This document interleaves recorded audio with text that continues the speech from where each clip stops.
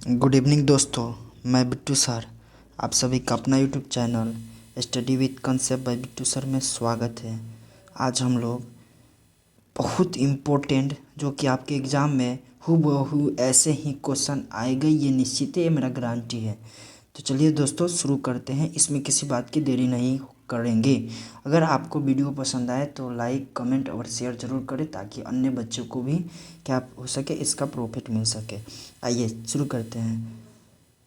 कह रहा है क्वेश्चन कि बुआ हार जीत कौन सी विद्या है। तो हार जीत जो विद्या है कौन सी है? कविता विद्या है। कैसी विद्या है? कविता है। जिस पुरुष में नारीत्व नहीं अपूर्ण है, कहाँ की पंक्ति है? ये पंक्ति आपको मैं बता दूं, यह पंक्ति आपको इसका हो जाएगा अर्धनारी स्वर में। कि किसमें? अर्धनारी स्वर। जिसके रचयिता कौन है? तो आपको रामधारी सिंह दिनकर है।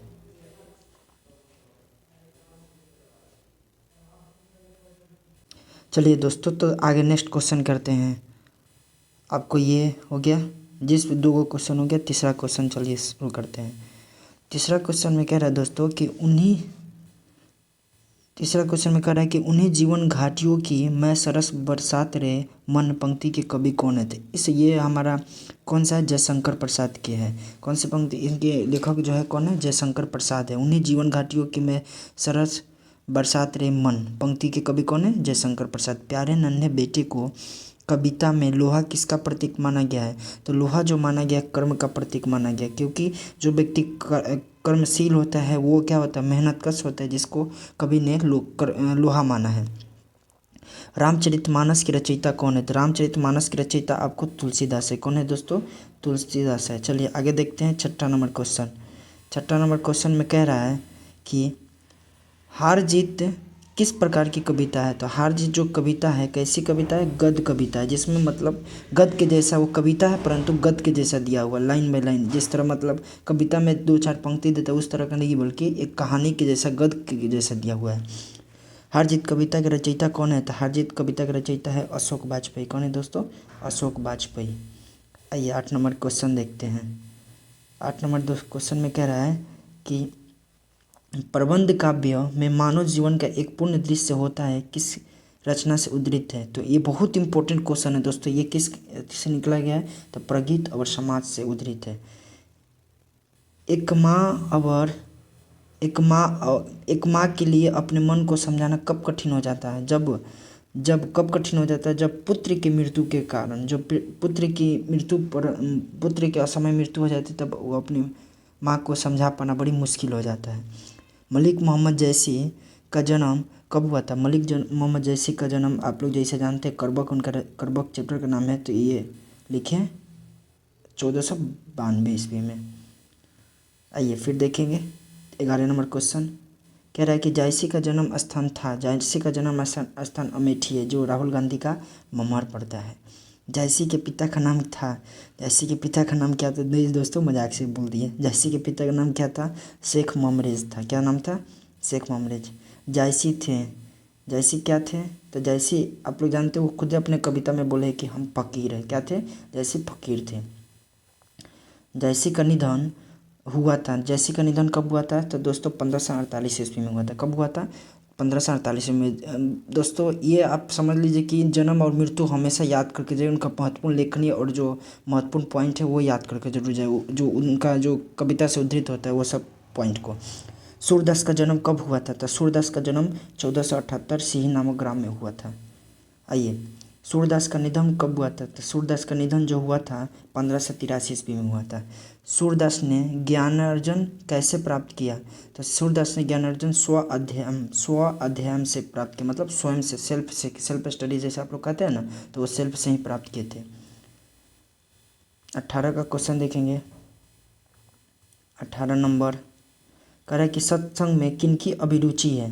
और अभिरुचि थी, यहाँ पे थोड़ा सा मिस्टेक हो गया दोस्तों, थी। सत्संग में किनकी अभिरुचि थी? तो किनकी थी? सूरदास की। किनकी थी दोस्तों? सूरदास की। 18 का सूरदास हो जाएगा। आइए 19 नंबर क्वेश्चन करते हैं।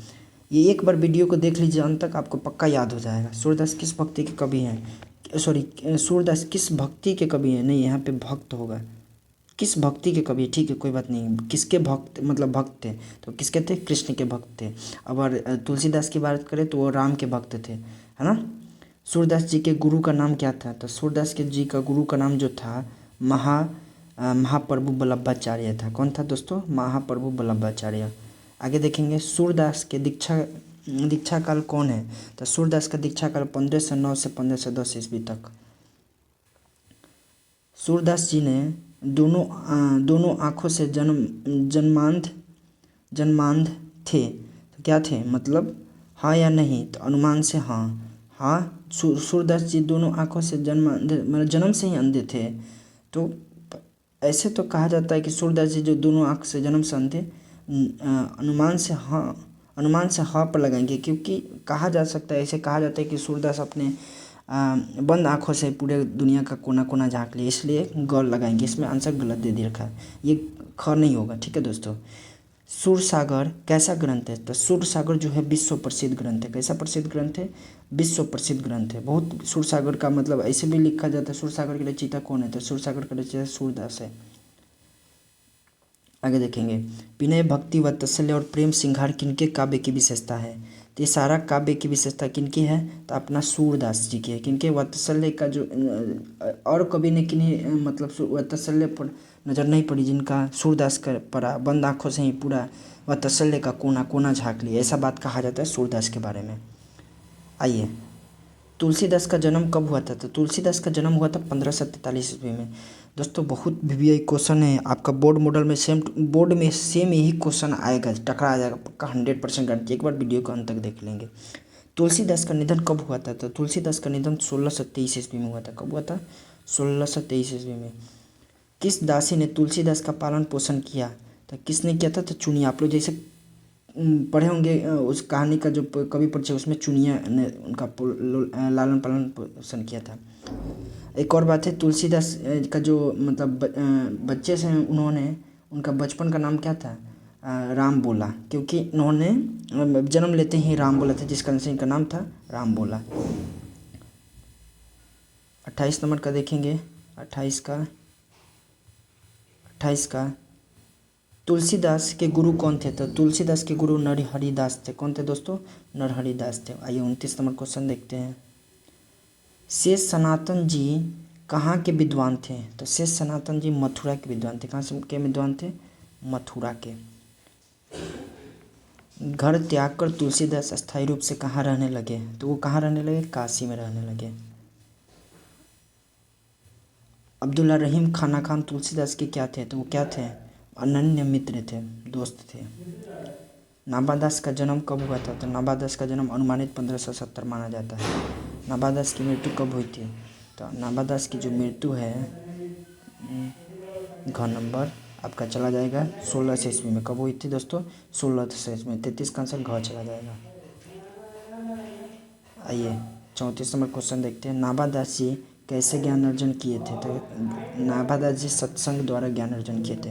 नाभादास किसके शिष्य थे, तो नाभादास जो थे अग्रदास के शिष्य थे। किसके शिष्य थे, अग्रदास के। नाभादास जी किस धारा के संत थे, तो नाभादास जी वैष्णव दर्शन के संत थे। नाभादास जी ने किन्हें दीक्षा गुरु बनाया, तो किनको बनाया, स्वामी अग्रदास जी को। आइए 38 नंबर क्वेश्चन कह रहा है, एक बार आंसर देख लिया जाए। 38 का क। नाभादास जी कौन सी रचना प्रसिद्ध है, तो नाभादास की कौन सी रचना प्रसिद्ध, भक्तमाल।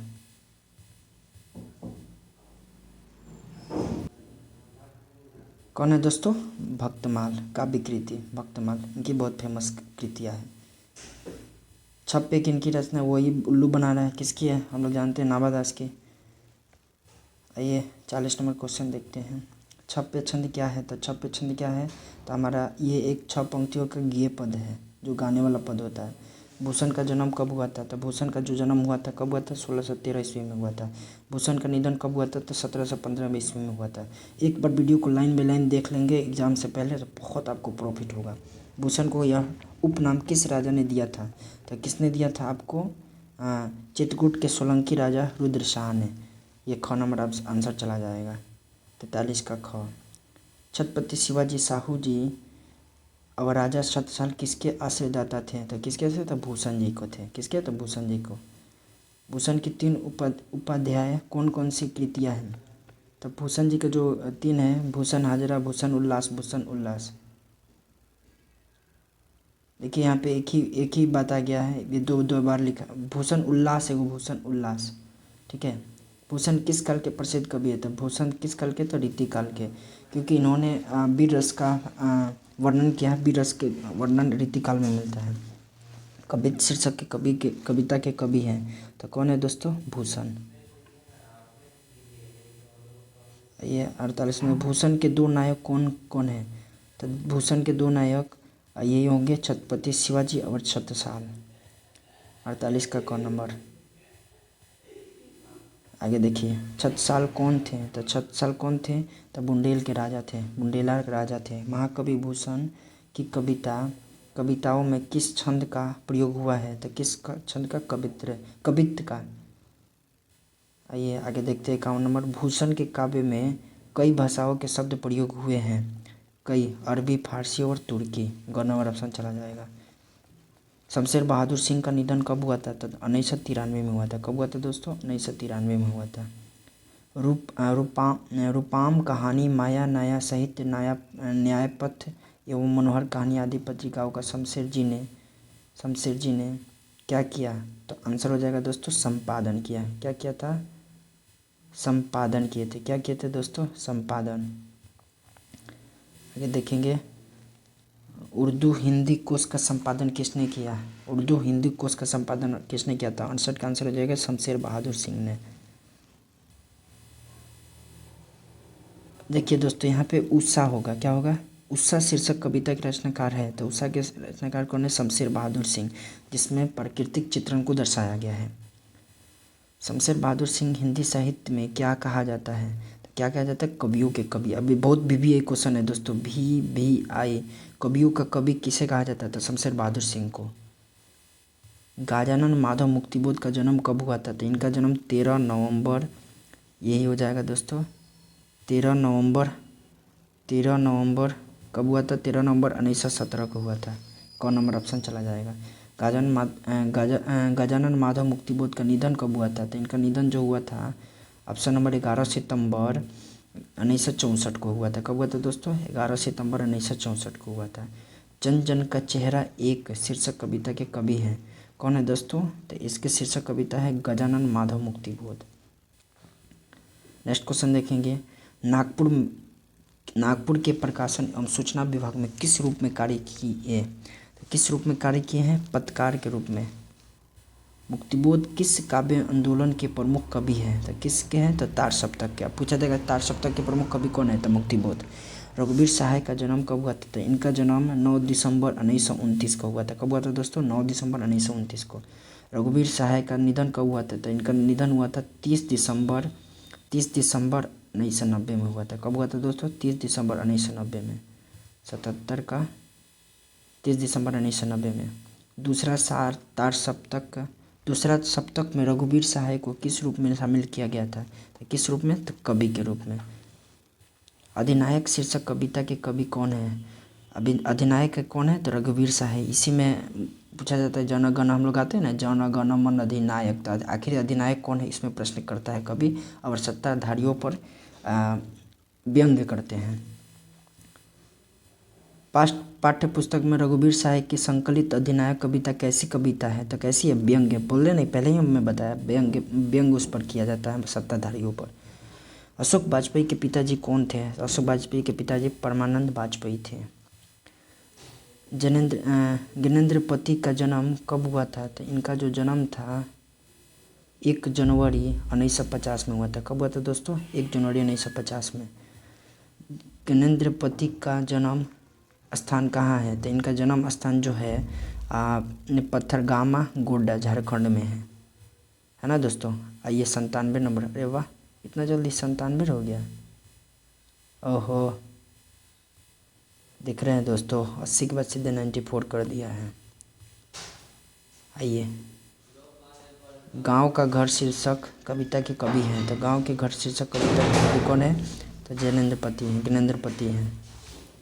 ज्ञानपति जी कविता के लेखन की और कब प्रवृत्त हुए, तो कब हुए दोस्तों, नौकरी छोड़ने के बाद। ऐसे भी बात, कोई भी बेरोजगार होगा तभी इधर उधर भागेगा। 2006 ईस्वी में ज्ञानेंद्रपति जी को कौन पुरस्कार मिला था, तो पहल पुरस्कार। कौन मिला था दोस्तों, पहल पुरस्कार। आइए आगे देखते हैं। ज्ञानेंद्रपति जी को किस काल के कवि हैं, तो किस काल के, तो आधुनिक काल के। ज्ञानेंद्रपति जी किस दशक में अवतरित हुए थे, किस दशक में अवतरित हुए थे, जब जाहिर सी बात है आधुनिक काल के कवि है तो 20वीं सदी में अवतरित होंगे, मतलब धरती पर जन्म लिए होंगे। ज्ञानेंद्रपति जी किस प्रकार के रचनाकार हैं, तो क्या एक सजग रचनाकार हैं। चलिए दोस्तों यहीं तक रहने देते हैं, आज बहुत लंबा वीडियो हो जाएगा, है ना। आज यहीं तक रहने देते हैं, फिर अगला नेक्स्ट वीडियो बनेगा। अगर वीडियो अच्छा लगे तो लाइक सब्सक्राइब और शेयर करें। इससे आगे कहीं नहीं आएगा, अब नेक्स्ट व्याकरण में मिलेंगे दोस्तों। ये हम लोग का खंड 2 है, पद खंड है, जिसमें पहला वीडियो इसको क्या बनाए थे, गद खंड का बनाए थे, ये पद खंड है। मिलते हैं अगले एपिसोड में, तब तक के लिए जय हिंद दोस्तों।